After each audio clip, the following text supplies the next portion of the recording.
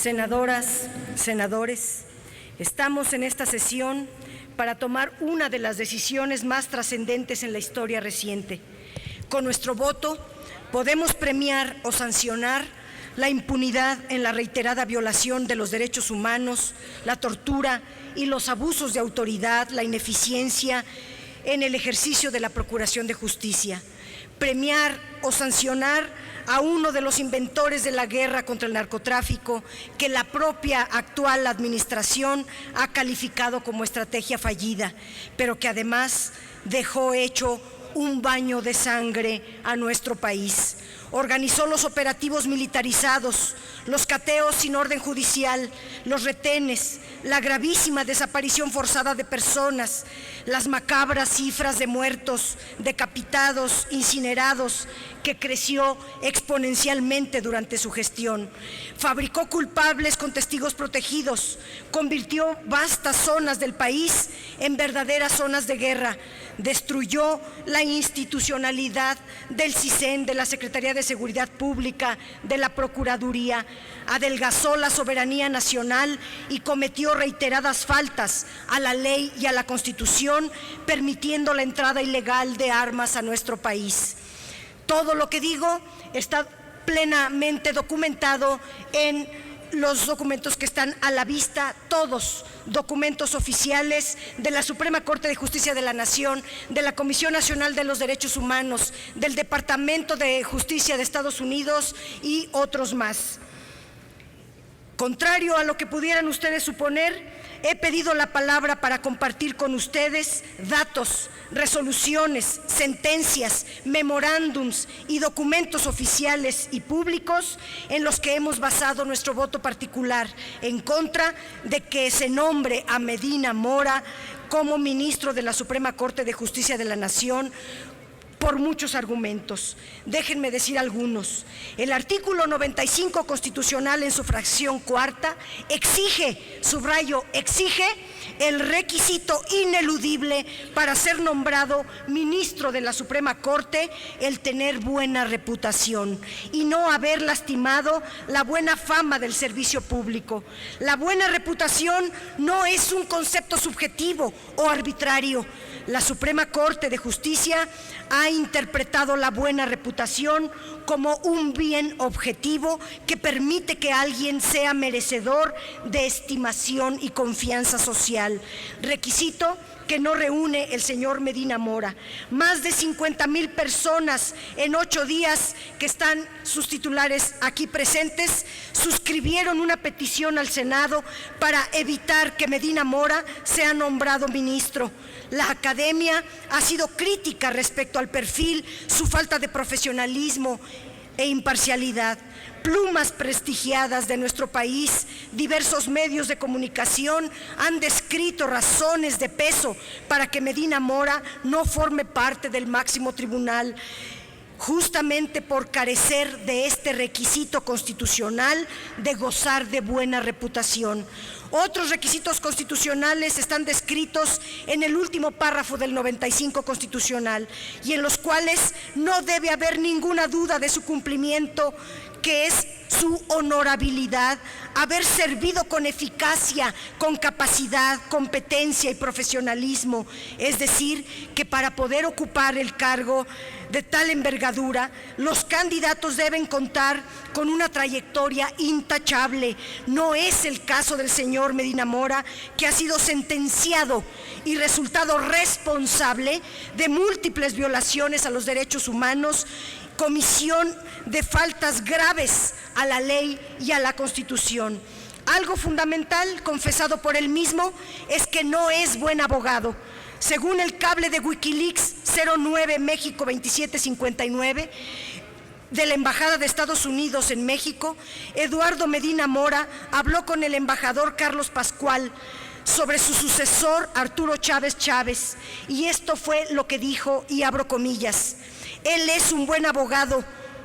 yo no. Soy un servidor público que salió de la inteligencia. Él traerá la capacidad jurídica que yo no tenía, cierro comillas. Medina Mora se describe a sí mismo como mal abogado y falto de capacidad jurídica ante el entonces embajador de Estados Unidos en México. Tan solo por eso no debiera ser nombrado ministro.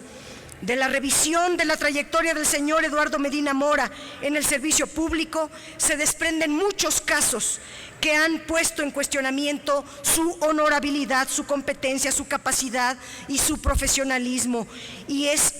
un candidato que no reúne los requisitos de idoneidad para ocupar el honroso cargo de ministro en la Suprema Corte de Justicia de nuestro país. La Comisión Nacional de los Derechos Humanos ubica la gestión de Medina Mora al frente de la PGR como la que más recomendaciones recibió por parte del organismo. En su cargo como secretario de Seguridad Pública sucedieron varios hechos relevantes que fueron calificados por organismos nacionales e internacionales de derechos humanos como de graves violaciones a las garantías fundamentales. Solo por citar algunos: la represión brutal contra los pobladores en San Salvador Atenco, la irrupción violenta de la Policía Federal en la mina de Sicarza, la intervención policíaca y la represión contra los integrantes de la APO, la operación Rápido y Furioso,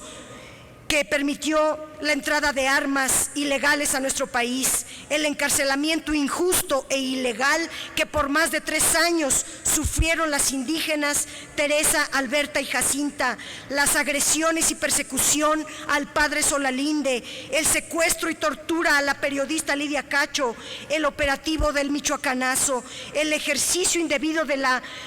función pública en el caso de la mina de Pasta de Conchos, el uso y abuso de los testigos protegidos, los juicios paralelos mediáticos para presionar a jueces y magistrados, el uso faccioso de las instituciones para perseguir a los adversarios políticos y una larga lista de casos donde Medina Mora es responsabilizado por faltas a la ley. Aquí describiré algunos con más detalle. En el caso de San Salvador Atenco, la Suprema Corte de Justicia de la Nación, y aquí está el documento,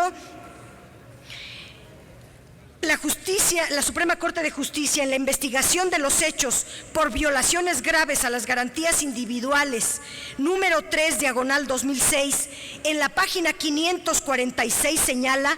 que en este operativo hubo detenciones arbitrarias, actos de tortura y tratos crueles contra la población que solo defendía sus tierras. Además, señala en la página 542 que la fuerza pública se utilizó en forma ilegítima, innecesaria, desproporcionada, que los policías se condujeron en forma ineficiente, improfesional e irrespetuosa de la dignidad humana de los detenidos. Y en esta sentencia, la Suprema Corte de Justicia, en la página 73, dice que Eduardo Medina Mora participó en una reunión de preparación de este operativo la noche anterior, que estuvo de las 19:30 horas a las 23 horas en el inmueble ubicado en la calle Josefa Ortiz de Domínguez del barrio de San Pedro, municipio de Texcoco, Estado de México. Es decir, que fue Eduardo Medina Mora el que preparó, organizó y dirigió este operativo que violó flagrantemente los derechos humanos, donde murieron 2 jóvenes y quedaron presas decenas de personas. En las páginas 545 y 546 de esta sentencia, la Suprema Corte señala que la responsabilidad de los hechos recae, sí, a los imputables por acción directa a quienes las realizaron y por omisión a los comandantes y sus superiores, y determina que el entonces secretario de Seguridad Pública, hoy candidato a la Corte, intervino en estos hechos. Así lo sentencia en las páginas 546 y 547. Más claramente, en la página 548, la Corte declara la ilicitud cometida por los mandos superiores A lo largo del dictamen se señala la responsabilidad del secretario de Seguridad Pública como titular. De igual forma, la Comisión Nacional de Derechos Humanos, en la recomendación que aquí tengo, la 38/2006, señala que cometieron diversos abusos de autoridad, detenciones arbitrarias, tratos crueles, degradantes e inhumanos, allanamientos de morada, retenciones ilegales, violación a la libertad sexual y actos de tortura. Léanse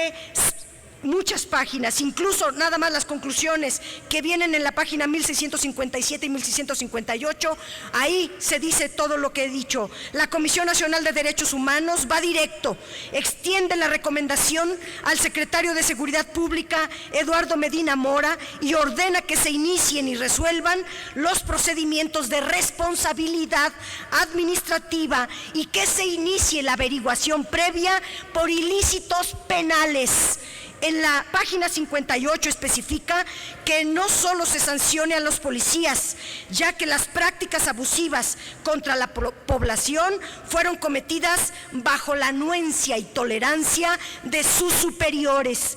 en los que incluye al propio titular de la Dependencia Federal de Seguridad Pública. El hoy candidato a ministro rechazó la recomendación y dijo que metía las manos al fuego por los elementos de la PFP, por lo que la Comisión de Derechos Humanos aduce que la actitud asumida por las autoridades es contraria a la verdad histórica de los hechos, es decir, que mintió. Hoy este caso se encuentra en la Comisión Interamericana de los Derechos Humanos y el pasado 14 de marzo de 2014, en una audiencia pública celebrada en Washington, la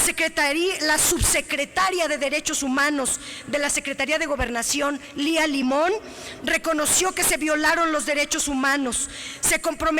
a reparar el daño y pidió perdón a nombre del Estado mexicano ante la Corte Interamericana. Y este mismo gobierno de Enrique Peña Nieto, que pidió perdón, pone como ministro al propio responsable de los hechos. Qué contradictorio, qué desafiante, qué indignante es que además de haber quedado en total impunidad, ahora se le quiera premiar con uno de los máximos cargos. ¿Qué va a hacer la Corte cuando la Comisión Interamericana sentencie por haber preparado el operativo la noche del 3 de mayo y concluya su responsabilidad de graves violaciones a los derechos fundamentales a uno de los propios integrantes de la Corte, si ustedes lo votan?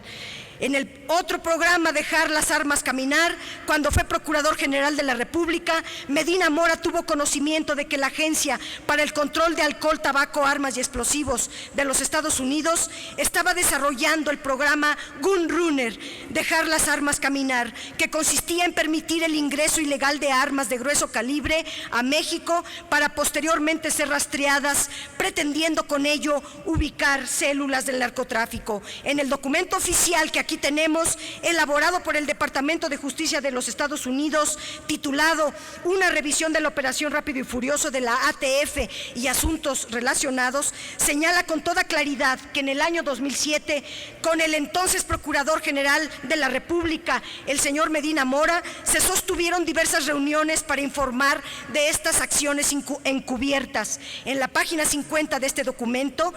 del apartado Los intentos de coordinar con México la aplicación del programa entre abril y junio del 2007, se refiere a que los agentes de la ATF en México sostuvieron comunicación en la propia oficina del Procurador General de la República, donde se les requirió para una, me falta hoja y media, presidente, ruego su tolerancia,